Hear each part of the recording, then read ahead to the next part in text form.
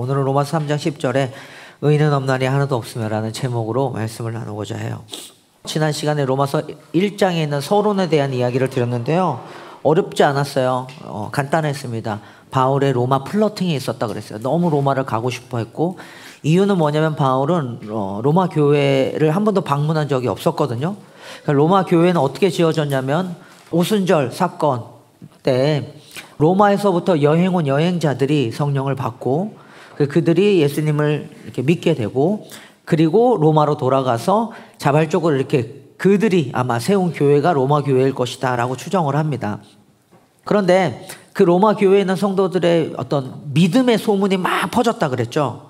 그래서 로마라고 하는 이 상징적인 도시, 황제가 살고 있었고, 로마의 황제가 신격화된 이 사회에서 로마의 황제가 우리의 신이 아니라 예수님이 우리의 주인이다라는 것을 믿음으로 고백했던 로마에 있는 이 교회 공동체의 믿음이 온 세상에 퍼져나갔고, 바울의 귓가에도 들려왔고요. 그래서 바울은 더 그들을 만나고 싶어 했다 그랬습니다. 가서 이 바울의 플러팅이라 그랬는데, 만나서 바울이 하고 싶었던 게 뭐였죠 여러분들? 두 가지가 있었다 그랬는데, 첫 번째 뭐냐면 그들에게 신령한 은사를 주어서 그들의 믿음을 굳건하게 세우고 싶어 했다 그랬어요. 여기서 말한 신령한 은사는 복음으로 그들을 굳건하게 세우고 싶어 한다라고 하는 바울의 열심이었고요. 그다음에 두 번째, 서로 안위를 받는다, 위로를 받는다, 서로 격려를 받음으로. 왜냐하면 바울이 로마에 있는 성도들의 어떤 믿음의 안부를 주고받으면서 이 믿음의 안부의 중심에는 복음이 있었어요. 예수 그리스도를 중심으로 교제하는 가운데 목회자인 바울도 위로를 받고 그들도 위로를 받고, 그리고 여기에는 한 가지가 더 있는데, 바울이 목적이 이제 3차 전도 여행이 끝나는 시점에 로마서를 기록했는데, 로마에 있는 이 사람들에게 편지를 쓰면서 바울이 선교 여행이 스페인이라고 하는 저 땅끝까지 가고자 했어요. 근데 이 땅끝까지 갈 때에 이 선교의 여정의 동역자로서 로마에 있는 성도들과 함께 좀 어떤 그런 비전을 나누고 싶었던 것 같아요. 그러니까 그런 어떤 위로와 격려를 받고 싶은, 그러니까 이게 바울의 플러팅이었습니다. 이제 그러면서 제 로마서 1장 17절 서론에 해당되는 그 마지막에 복음에는 하나님의 의가 나타나서 믿음으로 말미암아 믿음에 이르게 한다라고 하는 이 말씀 들어봤죠. 복음에 나타난 하나님의 의를 선언했습니다. 그리고 나서 우리가 18절, 1장 18절부터 3장 20절까지라고 하는 이 부분이 이 하나님의 의에 대한 설명을 이제 바울이 이어서 복음에 나타난 하나님의 의, 그 의에 대한 설명들을 쭉 풀어가요. 계속해서. 이게 아마 여러분들이 이번 한 주간 아마 큐티했던 내용들이었을 것 같아요. 그 중에서 우리는 이 전체 1장 18절부터 3장 20절까지에 있는 내용 중에서 핵심 구절로 제가 기록된 바 의인은 없나니 하나도 없으며 요 한 구절을 여러분들에게 읽고 요 내용들을 좀 설명하면서 오늘 하나님의 말씀을 나눠보고자 하는 거예요. 사실 여러분들 로마 교회는요, 믿음의 소문이 났다고 했지만, 그러면 그 로마 교회 성도들의 믿음이 되게 좋았을겠죠, 당연히. 근데 내부적으로 공동체적인 분위기는 어땠는 줄 아세요? 적잖은 긴장이 조금 있었습니다. 저도 이게 좀 아이러니한데, 가끔 우리 성경에 나타나는 초기 교회 공동체들은 되게 이상적이고, 그리고 굉장히 건강한 교회로서 우리가 바라보고 있는데, 사실은 그런 교회들이 다 문제도 있었어요. 그러니까 재밌어요, 그런 걸 보면. 그러니까 우리 시심도 굉장히 따뜻함을 추구하고 공동체적인 아름다움을 우리가 되게 추구하고 지향하는 교회임에도 불구하고, 우리 교회 안에도 공동체적인 문제가 분명히 있을 수 있고, 앞으로도 이런 문제들이 계속 생겨날 것 같습니다. 그러니까 목회자가 가지는 고민이 있어요. 가끔 제가 말하는 결이 안 맞는다고 하거나, 이거는 이제 우리가 좀 성숙하니까 좀 진짜 어떤 감정적인 걸 좀 빼놓고 좀 한번 생각해 봐도 여러분들 이런 고민을 많이 해봤을 겁니다. 그러니까 더 이상 그 사람들에게 이렇게 좀 함께하지 못하는 어느 지점들에 대한 그래도 우리는 이거를 좀 순화시켜서 표현하는데, 타교회보다 좀 낫다고 생각해요. 너무 타교회 비교해서 좀 이상하긴 하지만, 좀 이렇게 그런 어떤 서로의 경계와 벽을 좀 허물려고 저는 노력하고 있는 여러분들의 어떤 은혜 안에서의 노력들이 있다고 생각합니다. 근데 이제 이런 문제들이 때로는 차별이라고도 얘기할 수 있겠고요, 다른 결이라고도 얘기할 수도 있겠고요.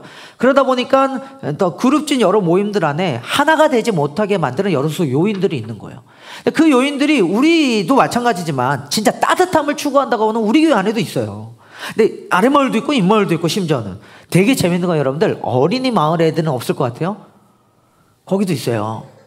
그 보면 아이들 안에서 이게 목회자가 제가 가지는 고민이에요. 인간으로서 이거 어쩔 수 없는 건가라는 생각을.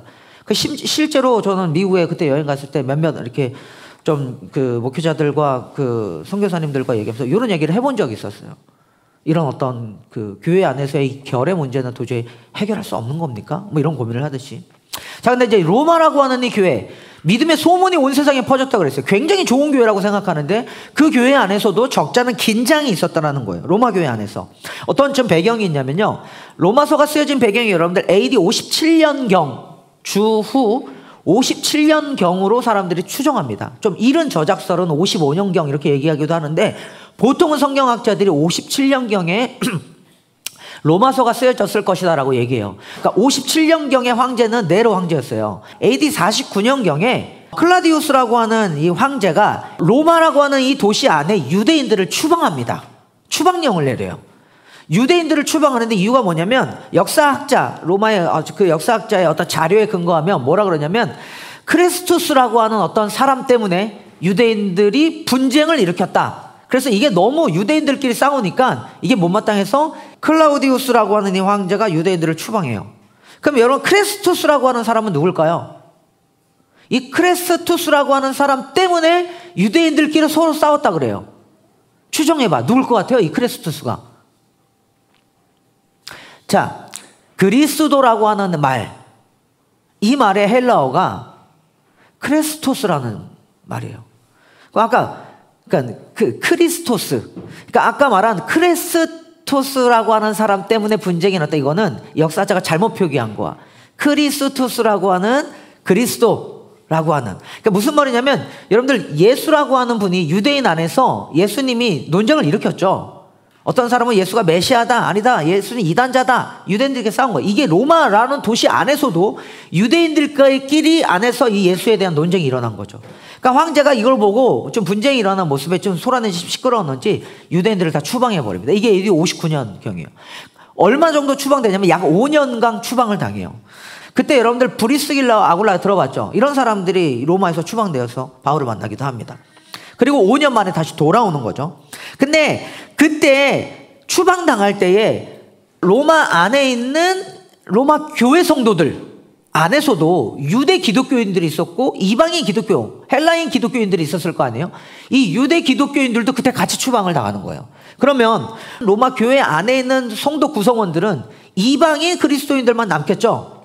약 5년 동안 헬라파 그리스도인들, 이방인 그리스도인들끼리 이 로마 안에 있는 교회를 이렇게 주도하기 시작해요.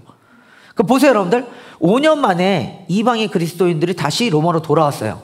그래서 이방인 그리스도인들이 다시 로마에 있는 교회 안으로, 가정교회에서 모이긴 했지만 그 교회 공동체 안으로 들어갔더니 이게 뭐야? 그 사이에 많이 변한 거야.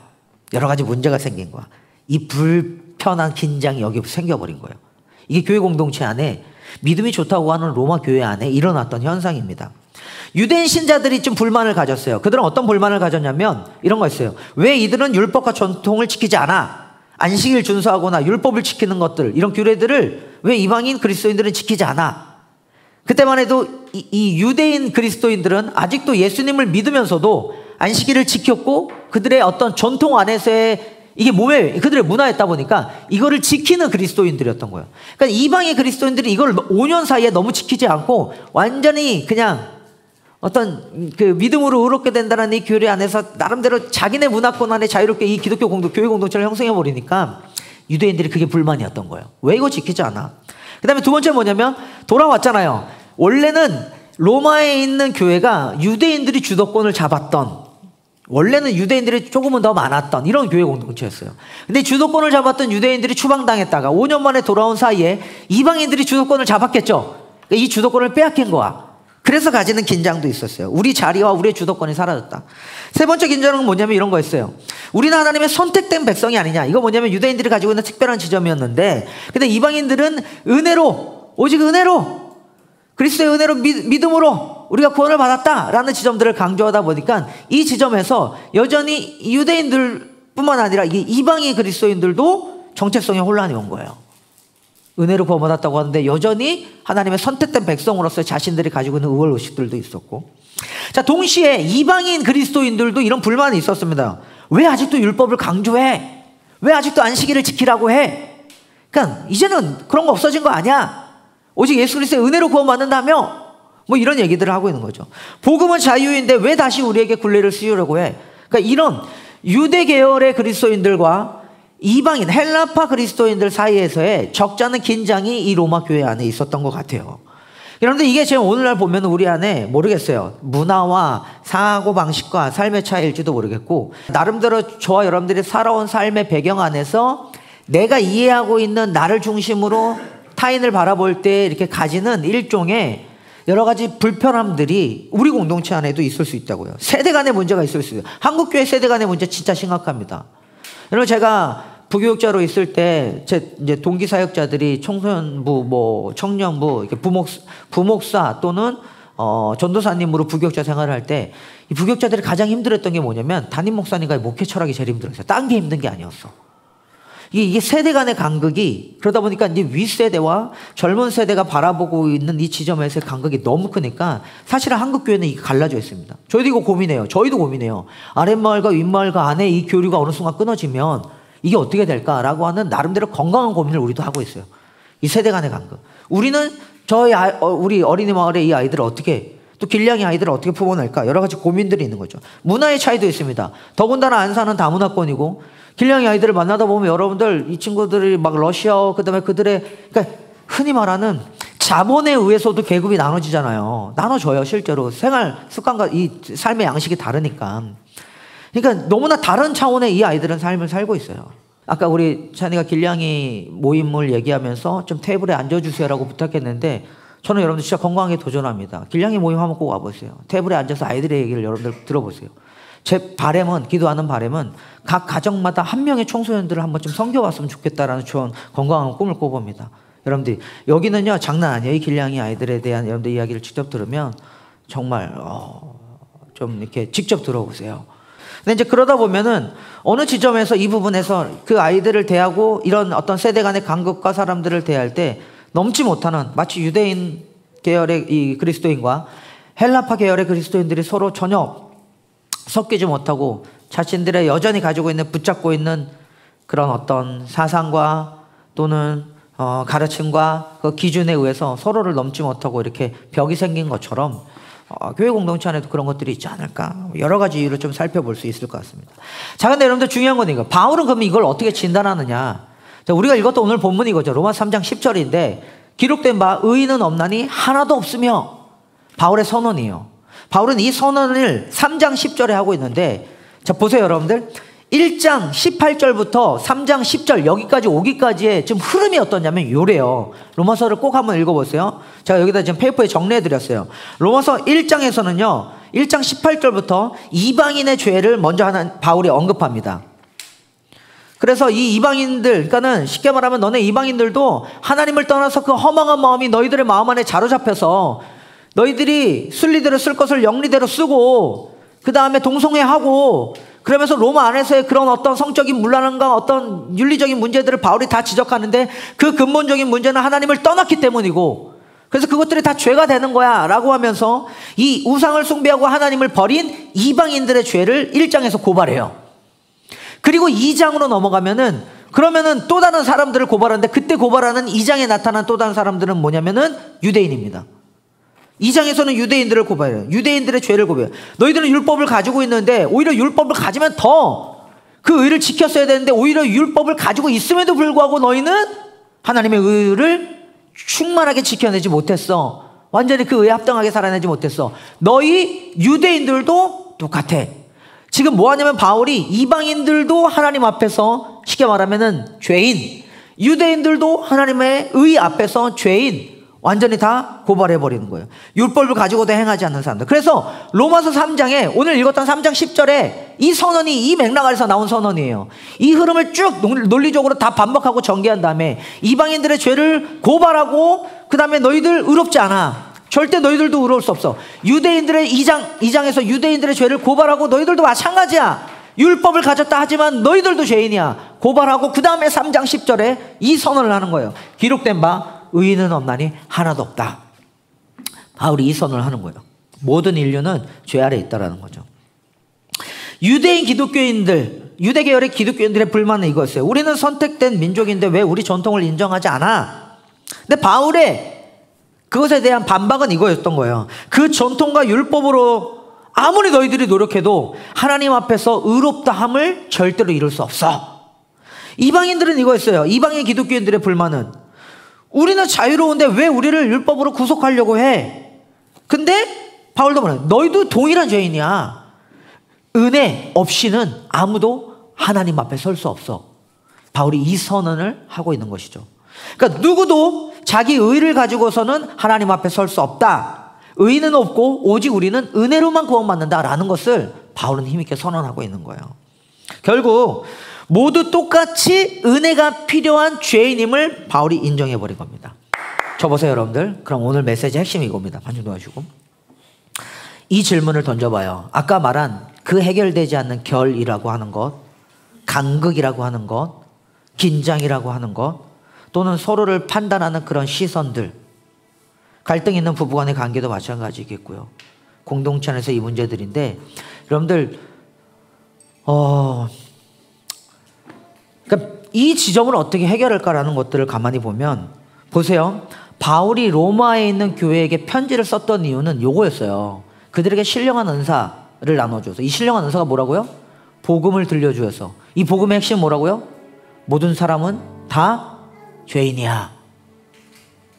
복음에만 나타나는 의가 너희들을 의롭게 할 거야. 바울은 이거를 로마에 있는 성도들에게 들려줌으로 인해서 그들의 믿음을 굳건하게 세우고 싶다 그랬어요. 그런데 바울이 진짜 바울의 의 중에 좀 들려주세요. 로마서를 쓴 이유가 이거라고요. 지금 로마 교회 안에 유대인과 이방인 계열의 그리스도인들끼리 갈등이 있어서 하나 되지 못하고 있는 이 교회 안에 바울은 복음으로 그들을 선언합니다. 너희도 문제고 너희도 문제야. 둘 다 하나님 앞에서 의롭잖아. 근데 우리가 하나 될 수 있는 방법은 뭐다? 복음에 나타난 하나님의 의가 아니고서는, 예수 그리스도의 은혜가 아니고서는 우리가 절대 하나 될 수 없어 라는 이야기를 바울은 선언하는 거라고요. 이 지점이 빠지면, 이 서사 맥락이 빠지면은 여러분 로마서를 교리적으로 이해할 때 칭의 교리만 남는데, 사실은 이 배경 안에서 칭의라고 하는 우리를 의롭게 하시는 하나님의 이 교리를 이해하면은 이게 되게 풍성해져요. 핵심은 이거예요. 여러분들 저 보세요. 어쨌든 바울은 로마서라고 하는 편지를 써서 복음으로 갈라진 유대 계열의 그리스도인과 이방인 계열의 그리스도인들을 하나 되게 해서 그들로 하여금 성령 안에 새롭게 태어난 공동체를 세우고 싶어 했어요. 이 성령 안에 하나 된 새로운 공동체는 복음으로만 만들어질 수 있다는 것을 바울은 알았던 거예요. 그들이 갖고 있던 철학적인 나름대로 방법과 어떤 수학적인 어떤 말빨로, 또는 아니면 서로를 이렇게 격려하고 이해하고 인정해주는 어떤 이런 것으로만이 아니라 복음이 아니고서는 안 된다는 거예요. 저는 이거 너무나 동의합니다. 저는 알아요 여러분들. 저도 이게 쉽지 않다는 걸 알기 때문에 결이 맞지 않는 사람과 어떤 벽이 있는 것 같은 사람과, 또는 도저히 한 발자국을 더 타인에게 내걷지 못하는 나의 걸음들이, 또는 타인을 바라보는 우리의 잘못된 그 인식들이, 판단하는 인식들이 어떻게 부셔질 수 있느냐. 저 보세요 여러분들. 내가 죄인임을 하나님 앞에 인정하지 않고서는 우리는 늘 타인만 볼 거예요. 저 사람이 문제야, 저 사람이 문제야, 저 사람이 문제야. 이렇게 해서는 이건 해결이 안 된다라는 거예요 여러분들. 복음은 뭘 얘기하냐면요, 나를 보게 합니다. 나도 유대인이었고 나도 이방인이었구나. 기록된 바 의인은 없나니 하나도 없으며 그 말이 나에게 해당되는구나. 그때 그럼 주님은 어떻게 합니까? 하나님의 은혜를 찾는 사람들이 생겨요. 하나님 복음에 나타난 이 하나님의 의라고 하는 것을 여러분들 우리가 붙잡기 시작합니다. 요 지점이에요. 결국 모두가 똑같이 은혜가 필요한 죄인임을 인정할 때에 진정한 화해가 일어나고요, 차별이 없어지고요, 그 과정에서 우리는 타인에게 곁을 내주고 그 벽을 넘어서 결을 깨고서 조금은 더 찾아가려고 하는 건강한 하나님의 마음이 우리 안에 새겨지기 시작한다는 것입니다. 여러분들 그 지점을 들으시길 바라요. 그러면 이거예요 여러분들. 로마 교회에 필요한 것은 뭐였을까요? 로마 교회에 필요한 건 뭐였을까? 우리와 너희의 구분이 아니라 우리 모두는 죄인이라는, 되게 중요합니다, 깊은 영적 자각이 필요했던 거 아닐까요? 이게 이거예요. 내가 서로를 바라볼 때에, 맞아, 누군가를 쟤는 왜 저래? 저 사람은 왜 그래? 쟤는 왜 그렇지? 라는 이야기를 하기 전에 이 내가 죄인이라고 하는 영적 자각이 일어난다고 하는 것은 내가 그런 말을 할 수 있는 자격이 없지. 더 나아가서 나는 이랬던 사람인데 그보다 못한 나를 하나님은 은혜로 새롭게 하셨지. 이제 이 은혜가 우리를 이끌어가서 서로를 대하기 시작할 때에 교회 공동체가 복음으로 하나 될 수 있다는 거예요. 그렇기 때문에 여러분 보세요. 교회는 누가 옳으냐로 세워지는 것이 아니라 이 고백이 우리 안에 있길, 우리 모두가 다 은혜 없이는 설 수 없습니다. 은혜가 없이는 우리 모두가 다 자격이 없는 사람입니다. 저는 이 말, 도찐 개찐이라는 말 여러분들 아시죠? 거기 하나님 앞에서 보면 다 목사인 나나 여러분들이나 우리가 서로를 바라볼 때 우리 모두는 다 죄인이고, 그죠? 어떻게 저 사람 그럴 수 있어? 어떻게 그래? 라고 말하기 이전에 교회 공동체는요, 우리는 모두가 다 하나님의 은혜 없이는 설 수 없는 사람들이다 라는 깊은 자각이 있는 곳이 교회라고요. 이 고백 위에 교회가 세워집니다. 때문에 여러분들 은혜로 서 있기를 간절히 소망합니다. 아멘. 다음 시간에 이 은혜에 대한 얘기를 조금 더 강조해서 설명해 보긴 할 텐데요. 그러다 보면 이런 게 우리 안에 좀 결단될 수 있을 것 같아요. 서로에 대한 불만보다 먼저 나도 은혜가 없이는 살 수 없는 사람이구나 라는 것을 인정하는 우리가 되길 간절히 바랍니다. 아멘. 특별히 교회 공동체 안에서 서로가 서로를 바라볼 때 판단하는 시선들을 내려놔 주세요. 함부로 말하는 것들에 대해서 여러분들 조금 찔리시길 바랍니다. 타인을 우리 그렇게 보지 맙시다. 그 전에 그 말과 언행과 생각을 하나님께 내려놓으시고 오히려 하나님께 기도하셔요. 그리고 하나님, 저도 은혜가 없이는 설 수 없는 사람임을 붙잡아 주세요. 고백하는 거예요. 두 번째, 교회만 그럴까요? 되게 중요한데 가정도 마찬가지입니다. 남편이 아내를 바라볼 때, 아내가 남편을 바라볼 때, 우리가 서로가 서로를 바라볼 때, 우리 자녀들을 바라볼 때 은혜의 시선으로 보길 바랍니다. 아멘. 판단할 수 있는 게 아니에요. 가정 안에서. 그러니까 이 가정도 그런 의미에서 하나님의 은혜가 이 가정에 임할 때 서로를 하나님의 은혜 없이는 설 수 없는 사람으로 받아들이는 거예요. 여러분들 이거예요. 마지막에 제가 이렇게 써놨는데, 교회는, 그리고 가정은요, 의인이 모인 곳이 아닙니다. 이런 얘기 할 수 있어요. 아니, 시집에 갔더니 거기도 그래. 아니, 그 교회도 그냥 그래. 맞아요. 여러분들 원래 교회는 그런데요. 여기는 의인이 모인 곳이 아니라 하나님이 죄인들을 부르시는 겁니다. 먼저 들어온, 아니면 교회를 세운 우리는 뭐 더 나은 사람들입니까? 그 늦게 들어온, 또는 이제 믿음을 가지고서는, 아니면 이제 하나님을 알아가는 그 사람들은 무슨 하등하고 열등하고 부족한 사람입니까? 성경의 선언은 절대 그렇지 않아요. 한번 갖고 와보세요. 아니라니까요. 우리는 모두가 다 하나님 앞에서 죄인입니다. 동시에 모두가 다 하나님의 은혜를 필요로 하는 사람들이라고요. 그러니까 교회는 그런 곳이에요. 가정도 마찬가지예요. 의인이 모이는 곳이 아니라 은혜 받은 죄인이 함께 사는 곳이라는 것을 여러분들 인정하길 바랍니다. 아멘. 그래서 오늘 우리 시심 안에, 그리고 여러분들의 가정 안에 이 은혜가 이번 한 주 동안 막 살아나길 바라요. 의인은 없지, 하나도 없지. 보세요. 로마 교회라고 하는 그 교회, 그러니까 저도 그랬어요. 아니, 어떻게 믿음이 좋다고 하는 이 교회도 똑같구나. 거기도 결국에는 기득권 싸움이 있었고, 자리 다툼이 있었고, 자기들이 알고 있는 그 생각으로 네가 많이 내가 많이라고 하는 분열이 있었고. 저는 이게 여러분들 아무리 로마 교회가 이거 갖고 자리 싸움, 주먹 싸움 했을까요? 제가 이런 표현을 했어요. 여러분들, 묘한 긴장이라 그랬어요. 겉으로 표현하지 못하는 마음속에 가지고 있는 불편함들이에요. 근데 이걸 어떻게 해결할 수 있느냐? 사랑하는 여러분, 복음입니다. 복음에 훅 젖어 들어가십시오. 기록된 바 의인은 없나니 하나도 없다. 복음의 시작이고요.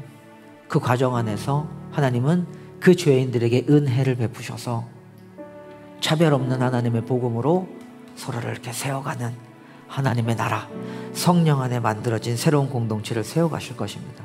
로마서 한 8장쯤 가면은 이 하나님께서 세워가시는 교회 공동체의 멋진 이야기들이 또 막 펼쳐질 거예요. 그날들을 이렇게 큐티하면서 묵상하면서 찾아가시면서 우리 교회에 대한 따뜻한 하나님의 은혜들을 누렸으면 좋겠습니다. 아멘.